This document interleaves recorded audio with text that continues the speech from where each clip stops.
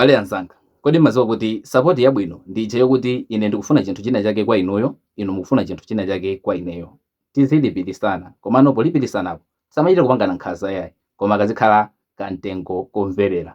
Support yabwinotu ndi imene yoyo yomapasana kangachepe, chifukwa kuti support imeneyi imathandizira kukulisa luso komanso kulimbikitsa ntchito. Chifukwa kuti mwachitsanzo ineyo ndabwera kwanuko, then inuyo mwandigwirira ntchito. Endi ndingofika pachapo kuti pongothokoza kuti zikomo kwambiri basi ndapita.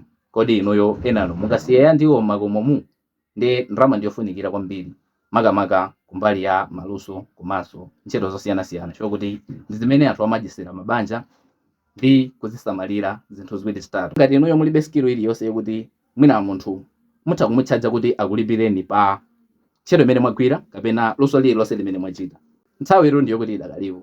Bando amene mwakhala kuti mukuonerera mwina maliuzi pamuzi panopa ndi ma platform osiyanasiyana, mutha kugwiritsa ntchito ameneyo mwina mwake kumaphunzira skill ina yake yokuti munthu atha kupezani inuyo mwinaso ndikuzamudyera kena kaje. Chifukwa chani? Muzakhala kuti mwaphunzira munthuyo pokupezani ndi kuti akufuna china chake kwa inuyo. So pezani skill ina yake yokuti munthu azitha kubwera ndikupempha chithandizo kwa inuyo ndikunchaja kena kake. Ndicho linga chokoti tizikhala tikupangana support, koma support yake izikhala ya makopi.